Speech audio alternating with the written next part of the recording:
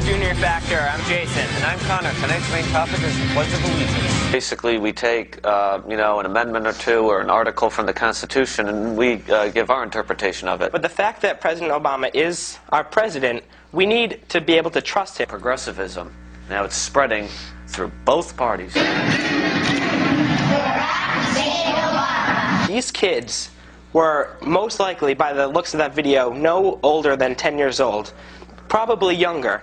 They had most likely no idea what they were singing about. That's Connor and Jason. How are you guys? Where are you from? Weathersfield, Connecticut. And this is a local cable access show? Yep. And, you're talking progressivism, but then you call it the Factor. Yeah. No, our first inspiration was Bill O'Reilly. No. Amazing. You have no shot of ever kissing a girl. Just want you to know. But I said to you before we went on, I said, are you guys using chalkboards? And you're going to start using a whiteboard soon. Yeah, we have a whiteboard in there. It's a small one, but we'll be able to put it to good use. Okay, good. Yes. So what I said to you is, can you guys teach something on the chalkboard? So Jason over here, Connor over here, go ahead. I'm going to have you guys, look at this. They went to the green room and they wrote it on the back of a plate. And so they're going to teach something here in just a second on the blackboard. I want to, while they're doing that, I want to talk to you guys a little bit about the education dollars. Student loans have been nationalized. That's amazing to me. Most Americans don't even know. That is a huge, complete takeover of the educational system. Who feels passionately on that? Yes, sir.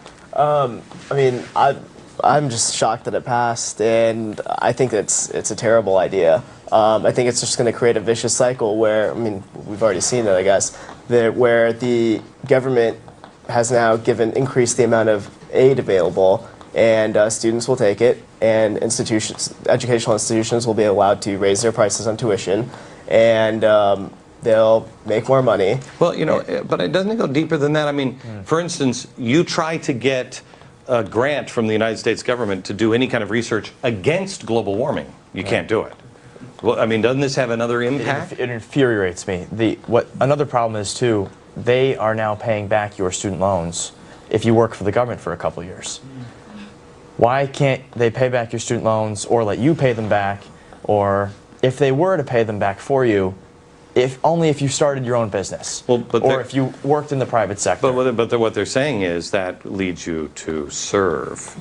That's why they're paying it back, Katie. Right, and the implication there is that if I don't work for the government and if I'm not carrying out my executive policies, I'm not serving.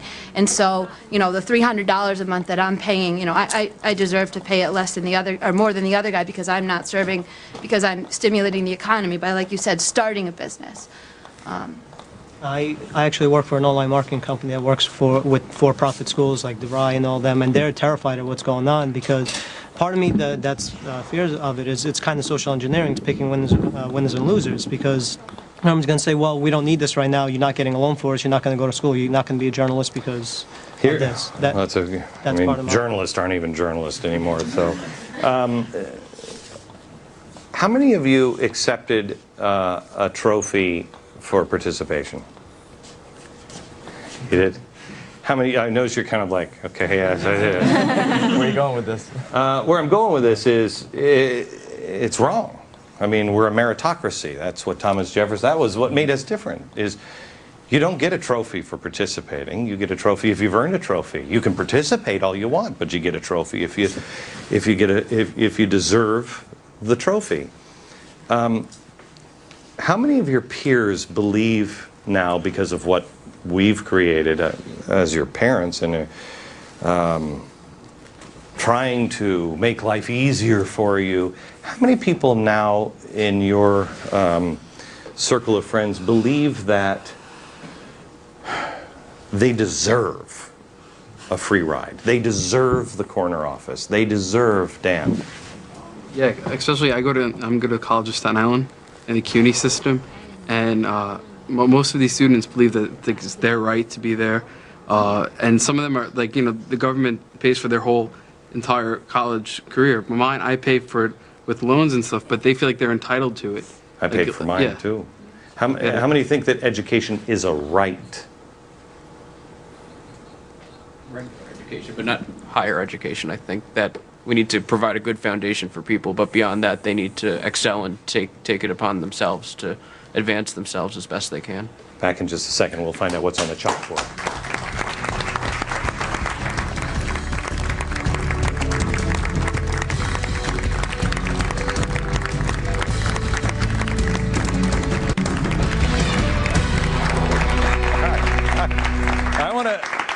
I want to introduce you to Connor and Jason, who are doing a cable access show, The Junior Factor, and they're adding in a whiteboard. And so I said, well, why don't you guys teach a lesson?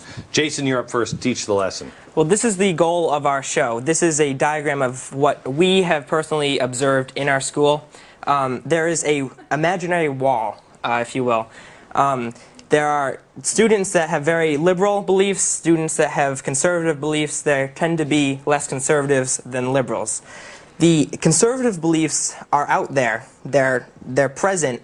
The students that have left views cannot see the conservative beliefs and bounce off the imaginary wall. Our goal of the show is to get rid of the wall so that they can see the conservative beliefs, so now they have two sides of the story, and then they can choose. I'm out of a job very soon. Okay, Connor, you're 15 years old? 16. 16, and you're 15? Yep. Okay. This is basically an example of what our show would look like. Basically, we take a president, analyze him, tell about him. See, now you're just teasing me. By putting Woodrow Wilson, you're just like, oh, I know this is like candy to Glenn. I'm going to take down Woodrow Wilson. Go ahead, well, do it. I find this interesting because Woodrow Wilson's always considered one of the greatest presidents. Yeah. And, evil. He is. I did a lot of research on him, and these are just 4 things. I've come up with 20. And he denied African Americans certain rights. The Constitution was pre-modern and outdated. He promised no war, yet America fought in World War I. His slogan was, he kept us out of war. And then the next thing he did, he brought us like within war. 2 months after taking office the second term, yeah. And then the Treaty of Versailles was an instigator of World War II. One of the reasons Adolf Hitler, many Germans hated it. It was a very restricting on Germany and their economy. Did you read the part where they didn't even offer, his people didn't even offer the Germans a seat, a chair at the table? We learned about it this year. Yeah, it's amazing. You learned about that in school? Yeah, we actually did. My social studies teacher. Well, what's your social studies teacher? Give him praise here. Mr. Mosier. He's a very good social studies teacher. It's a very interesting class. If you're teaching this, Mr. Mosier, I want to come take your class. Let me ask you this: Do you guys feel like you're making any difference? Do you feel like there's any movement at all, Jonathan? Yes, I would say yes. I think what it requires is a lot of faith and hope. What this country needs at this time is just a few good men. People who are willing to stand up and stand for what they believe in. What this country needs now more than ever is action. It's time to quit the talking, get up and act. For example, I'm a staff member in the Staten Island Tea Party. All it took was 2 people, Lorraine Scanny and Frank Santarpia, to get up and act and to move forward. Does anybody feel intimidated? Because there's the intimidation factor. I mean, I showed, I think, on Monday's show, there are now 3 advisors to Obama that are leading boycotts of my advertisers on the show. Advisors to the president. You don't know what it's like until you've read in the paper, the president is deciding this weekend what to do about the Glenn Beck problem. That's pretty intimidating. Do you guys feel intimidated? Yeah. No. I don't think, I think it's good. If the liberals are starting to really get worried about us, it's a sign that we're succeeding. Yeah. And I feel it because every day you see the students who are sort of wary on their beliefs and who don't know, they've always considered themselves liberal, but not because they were passionate. They're sort of starting to question and say, what is going on? Right. Question as Thomas Jefferson said, question with boldness. And if you do that, you'll find out what you believe. Back in just a second.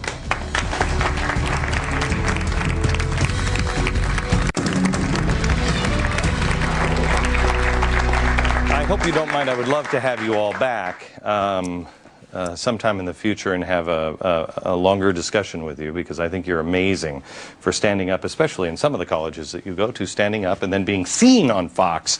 They're going to have wanted posters up. We were saying that about the Tea Party in the break. Yeah. You know, a lot of young people who want to get active, you can feel free to join the Collegiate Tea Parties of America on Facebook.